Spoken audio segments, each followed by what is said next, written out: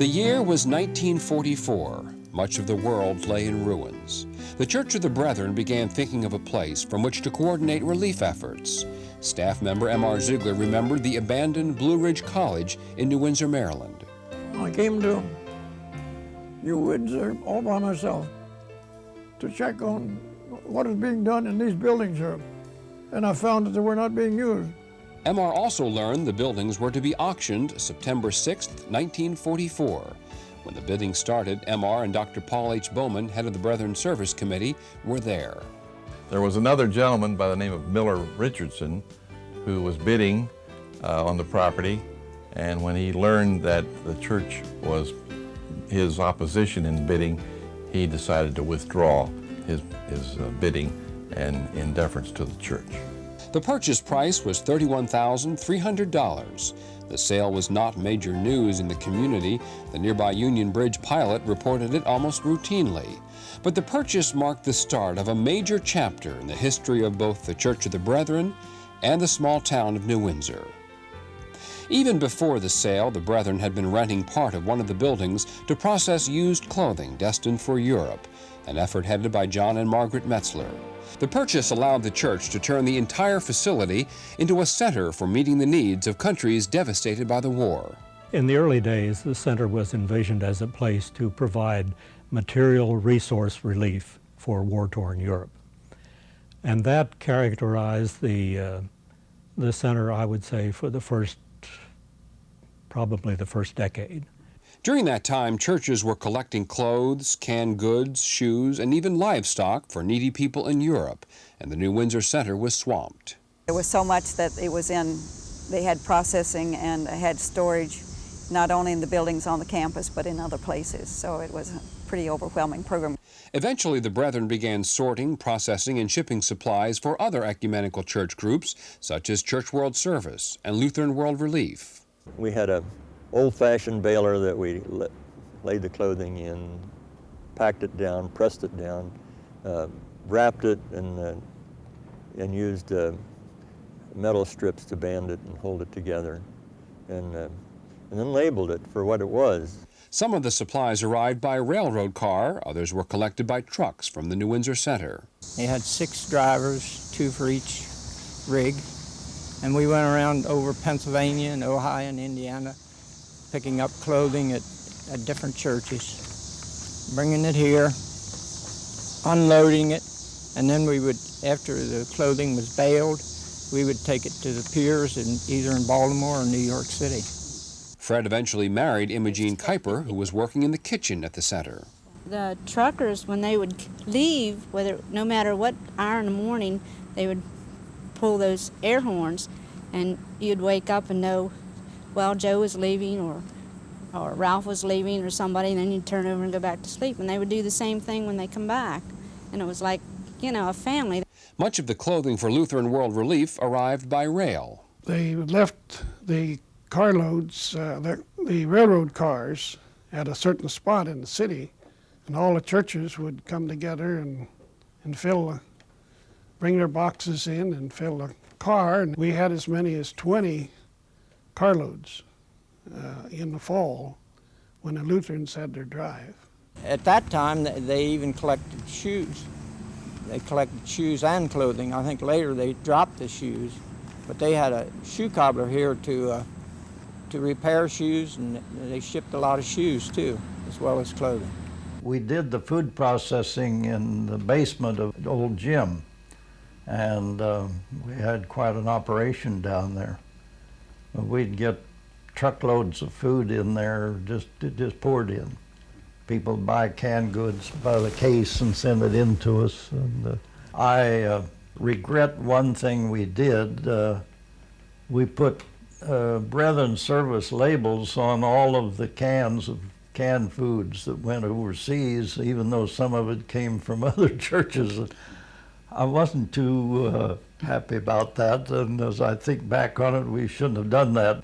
But we wanted them to know it came from churches, and so we advertised the Brethren quite a bit in doing that. The early days of the center were dominated also by the shipment of livestock, initially to Europe. Dan West, a Brethren leader from Indiana, thought of sending cows to Europe while serving reconstituted powdered milk to long lines of children during the Spanish Civil War. He always ran out before all the children were fed. The first group was collected at the York Fairground that went to Puerto Rico, 20-odd head. We drove up to see them. And on our way home, and after we got home, we thought about that. The fairground is no place to collect cattle for to handle them prepared to shipment. So the Roops suggested maybe offering their farm on the outskirts of New Windsor as a holding pen. Nothing was formalized or finalized. In about 2 weeks, here came Mr. Klein from Manassas, Virginia, in the lane with a truckload of nice Guernsey heifers. Is this the farm that the heifers are being collected at? Well, we suppose so. We talked about it, but nothing was really finalized. But since you're here, we might as well unload them. That started a lifetime association for the Roops with Heifer Project. For the next decade or so, ship after ship would leave the ports loaded with cattle and horses, many of them donated by Brethren farmers. The Brethren were also contracted by the United Nations Relief and Rehabilitation Administration to accompany other livestock shipments across the Atlantic. For years, Ben Bushong headed up this program. At one point, Fran Nyce had the job of rounding up the seagoing cowboys, as they were called, for trips overseas. There was a big waiting list. There was a big long file of names of persons who had indicated interest, and people knew of the destruction that had gone on in Europe, and much of it had been caused, by our own armies. And Heifer Project had a special appeal because of its philosophy of encouraging people to pass on the gift to other persons. We had 800 and some horses on the ship, and I'm sure one of my father's horses was on there. I had worked her at home when I was home on the farm, and it was interesting. I'd go up and talk to her and pet her, and she seemed to know me. Robert Ebey's trip got off to a rocky start, a collision only 3 hours after leaving the dock. It was still the densest fog I have ever seen, and it happened at a turn in the channel in Chesapeake Bay. We crashed into our bow crashed into the stern end of the gasoline tanker, the S.O. Camden. Although the tanker burst into flames, the cattle ship was not damaged. We had a couple of cows that had some singes. We had some bales of hay and straw that were caught on fire, but that was very minor. Once the cattle and horses reached their destinations, the recipients welcomed them enthusiastically. Because they'd lost almost all of their animals at that time. So any help they could get, I'm sure, was very much appreciated. Another response to the needs of World War II, headquartered at New Windsor, was the Cut Garment Program, begun in 1945 when M.R. Ziegler and John Metzler were told about the need to have cloth sewn into clothing for refugee children in Greece. So M.R. offered that the Church of the Brethren women could do that, and they went to the cut garment factories in New York to find out how you do this kind of thing, because they had no idea how to cut garments. Soon there was a full-time program cutting the cloth by a pattern, sending it to churches to be sewn together, then returning them to New Windsor for shipment to many different countries. Elsie Yohn worked at this for 18 years. You made a pattern on one sheet of cloth, and then you put it on top of the yardage, which would have, if it was a print material for a dress, would be 700 or 800 yards. If it was to make the layettes and the flannel nightgowns, it would be 1,000 yards or more at one time. The women in the churches would send in orders as to how many of each garment they wanted, and we would have to package these up and see that they were loaded to be mailed. When the Russian Orthodox visitors were at the center, touring the Cut Garment Program with Brethren Service Director Harold Rao, one of them wanted to try his hand at cutting. And I said, well, we just don't let anybody run that machine. So Harold said, well, Elsie, just put your hand on the handle and let him think he's doing it. Well, if he'd ruined it, you see, it would have been several thousand yards of material wasted. And so I did, and he was so tickled, the biggest smile came over his face. Another program which grew out of the European relief work was the SERVE program. Ray Kyle was directing the material aid program at New Windsor when the idea started. His widow was Helen Kyle Carlisle. As I remember, Ray went to Europe one summer to visit the different projects that were over there, and he and M.R. Ziegler kind of got together, and I think cuckoo clocks was one of the first things that they talked about, and they saw a need for these crafts to find a market. And so Ray brought some things back with the idea to see what could be done, and they started a gift shop here. And that slowly evolved into the SERVE program. They were in the refugee camps and didn't have transportation, and the people of Europe didn't have the funds at that time to buy them, so you depended on tourists. And part of our thing was to provide help to them and also to raise the standard of living. The SERVE program later imported more and more crafts from additional countries, and eventually a building was renovated and enlarged to house the program. One of the things that the Brethren wanted to promote during the post-World War II era was understanding between people, and it was the Heifer Project that led to one of those exchanges. The Polish exchange had its first start in about 1947 when we shipped a bunch of heifers to Poland. The Polish government wanted to pay us for the cattle, and of course the Brethren wouldn't accept payment. But somebody, it may have been Thurl Metzger, I think, suggested to them that if they wanted to return the favor, in a sense, by some financial contribution, they could support financially some Polish agricultural people who might come to America. 2 years later, another group, this time high school students, came to America from Germany through a program started by John Eberly and Byron Royer. We had been enemies, and here were these parents of these young children sending their children overseas many thousands of miles to live in the homes of their enemies. And this took a lot of courage and commitment on the part of both the German parents and the American families to receive them. One of the host families was Roger and Olive Roop.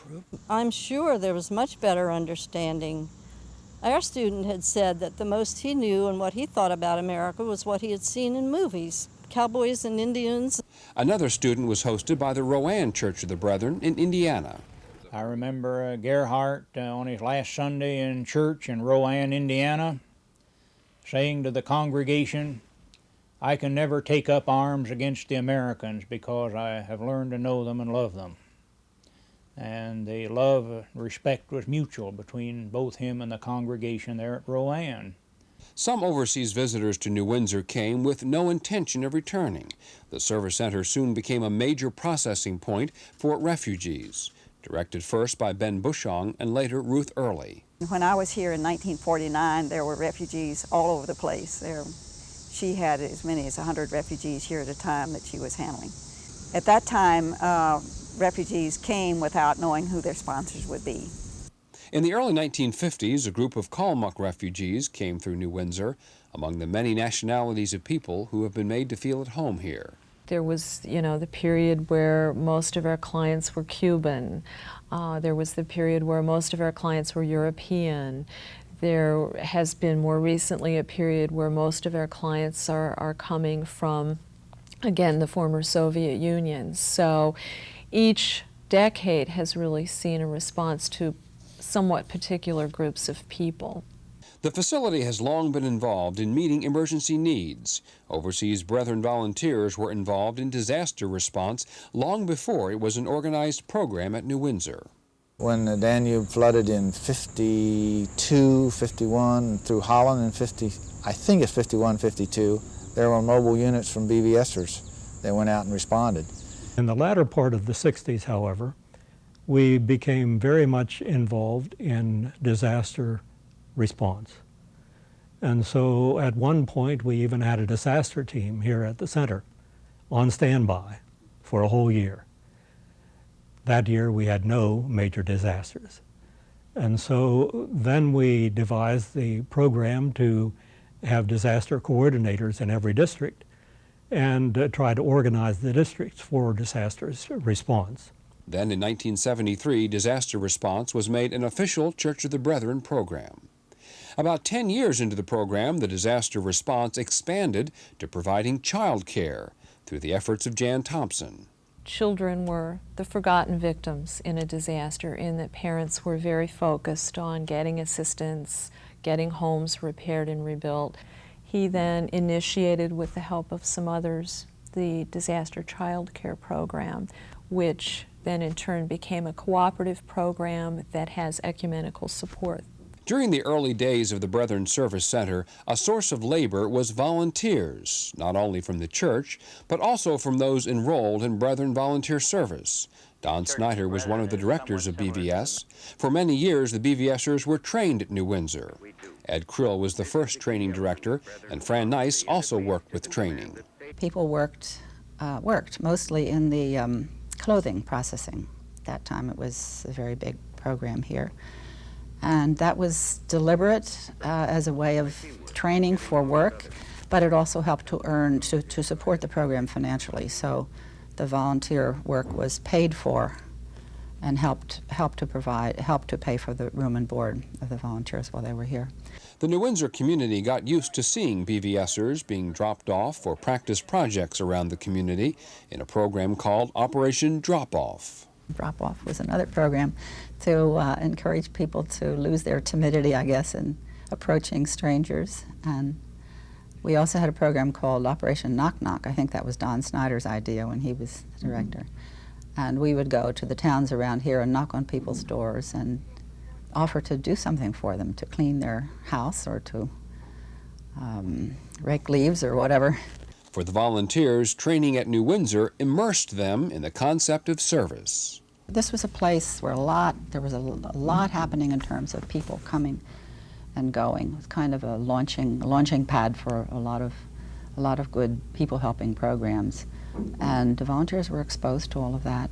Brethren staff also had contact with an organization called Interchurch Medical Assistance, which coordinates donations of medical supplies for overseas denominational hospitals, clinics, and public health programs. New Windsor has always been the provider of the warehousing facilities for Interchurch Medical Assistance.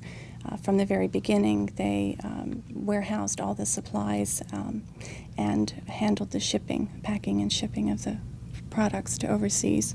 In 1969, a large warehouse was built, chiefly to better accommodate IMA's inventory. The new building not only gave us the additional space to consolidate everything in one location, but it's also a kind of facility that has much better heat and cooling conditions, and that's very important to the pharmaceutical industry. Beginning in the 1960s, most of the original buildings on the campus were renovated, and Ziegler Hall was constructed in order to accommodate more guests for meetings and conferences. The center had moved into another direction, education, beyond the Brethren constituency. We had the facilities here, and why not use them? And so when Ziegler Hall was built, they got this idea that we could accommodate conferences and retreats. When we said that it would become a service center, we meant that it would service the needs of the churches in various ways, and one of those was to be education, a continuing education program. Among the more memorable guests were the Russian Orthodox church leaders in 1967. Their visit touched off a Vietnam War-related protest by right-wing radio preacher Carl McIntyre.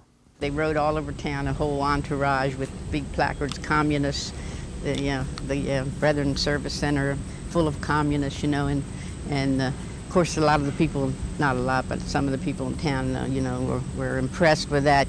Elizabeth Bruckhart Miller, the first full-time hospitality coordinator at the center, presented the protesters with a biblical cup of cold water. It was a very hot day, and we thought, why not give them a cup of cold water to let them know that we cared about them. In the early 1970s, the man who organized the purchase of the property, M.R. Ziegler, returned to organize On Earth Peace, an organization committed to advancing the peace witness of the Church of the Brethren. On Earth Peace sponsors conferences related to peace issues and has become a strong voice for peace within the church. Other people wondered whether it was the right thing to bring a man of almost 80 years of age back, especially to an area that he had so much involvement in, whether it would be beneficial or not. But I think it proved to be a real strong thing for the whole program of the church. The Brethren Service Center in this small town of New Windsor has had a big impact on the world it serves. The stories they tell there of, in the early days at least, of people coming to the United States and Baltimore, maybe getting off a plane, asking where is New Windsor, finding out nobody knew. They were surprised because they thought everybody knew where New Windsor was, because New Windsor, the name appeared on their packages of relief goods that came to them, and they had heard of it through exchange students and the various programs that affected them directly. Those programs have gone on to touch many more lives than possibly anyone ever dreamed in the beginning. The Brethren Service Center now processes more than 7 million pounds of material resources a year for relief agencies and ships them around the world. The Cut Garment program is still in operation, primarily making layettes for babies in developing countries. Heifer Project is now an international, interdenominational organization based in Little Rock, Arkansas, distributing thousands of animals across the world. Serve now imports handcrafts from artisans in about 40 countries and has about 3,500 resale outlets who sell Serve products to American consumers, in addition to 4 gift shops operated by the program itself. The Youth Exchange program, begun by John Eberly, is now interdenominational and based in New York. The Agricultural Exchange has now been expanded to China, and BVSers still travel to Poland to teach, while Polish students regularly come to the U.S. The Church of the Brethren Disaster Response Program and Cooperative Disaster Child Care programs respond to disasters all over the world. New Windsor is a transition center for refugees processed through Church World Service. IMA distributes millions of dollars worth of medical supplies all around the world each year. On Earth Peace provides a strong voice for peace, not only in New Windsor but across the country. And thousands of persons each year find the center a comfortable place for a conference or retreat. It's been kind of both a, you might say, a port of entry for the needy world to contact the brethren, but also a kind of a port of exit in a way for brethren to get out of their own narrow little parishes, and by simply going to another familiar setting, to have an opportunity to direct immediately their response to the needs of the world. It's been a rallying place for a lot of people to make some change in the kind of problems our world has to deal with. The Brethren Service Center began as a response to people made destitute by World War II. More than 50 years later, its mission remains to call individuals and churches to concrete acts of faithfulness, to bond with people who suffer and struggle, to bear the fruits of the kingdom. The Brethren Service Center, where the love of God and the love of neighbor come together.